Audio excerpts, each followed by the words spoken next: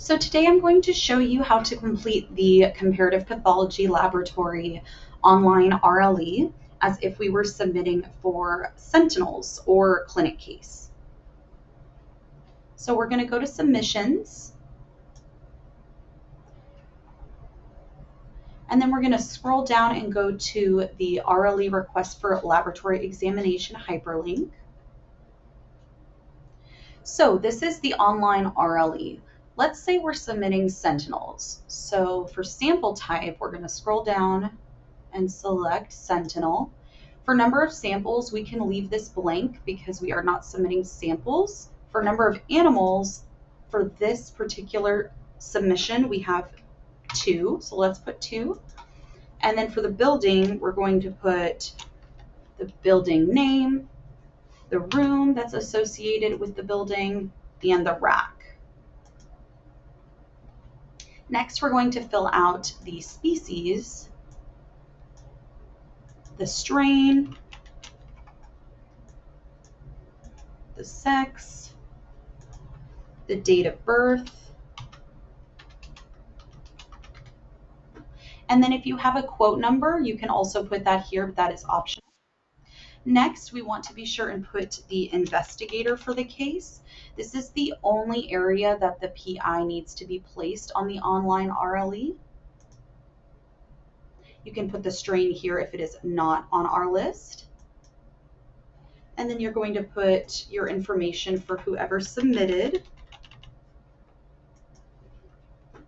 Now for animal IDs, we want to put the numbers that we have associated for the animal IDs. If you don't have specific numbers, you can go ahead and just put M1 and M2, or if you had rats, you could put R1, R2, depending on the number of animals you are submitting.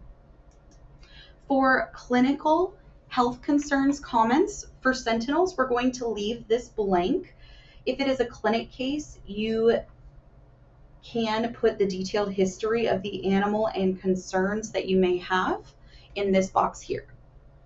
Next, we're going to select the test that we want completed. So because this is a Sentinel submission, we will go to the rodent health surveillance section, which is here. Now, when you select the type of test, you will reference what your facility has historically submitted in the past. So for this example, let's say we are submitting for a conventional mouse level 2 screen. So we will select that one. If you are unsure about PCR testing, you may leave it blank on the online RLE, and we can reference what your facility is due for. If your facility has a specific PCR test that they would like run, you can check that off in the molecular diagnostics section down here for PCR testing. So next, what we're going to do is fill out the case report section. So if you filled out an online RLE prior, it should have previously used contacts saved for you in this section here. If not, and you need to add new contacts, you can do that here and select add contact, and that will place them in this box. All you have to do is select the contact that you would like added and then click add contacts, and it will move that over here. And those are the contacts that will receive the report once it is finalized. So there is no need to put PIs in this section, only put the facility manager. The last step is our chart string for this specific sample submission. If you have the chart string, you can enter it here. You can also paste it and then just click submit RLE. If you're unsure, you can click look up chart string, and that will pop up a new window, which is the Finjector tool. And what's great about this is it saves your chart strings, teams you have saved, and folders. So you can reference those here, or you can create a new chart string from scratch by clicking here.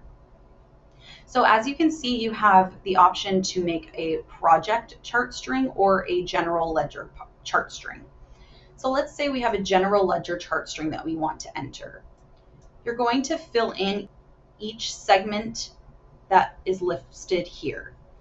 And then be sure to click the drop down as well once it is selected. That way it applies it to the chart string. And if you look, it says chart string is not valid because we have not filled out every section. Once every section is filled out, and if it is valid, this will change to say chart string is valid. If it does not change, we recommend re-entering the information or reaching out to your financial department to verify that chart string. And then you can also name your chart string to save and use for future submissions. So since I know my chart string, I'm going to go ahead and just put that here.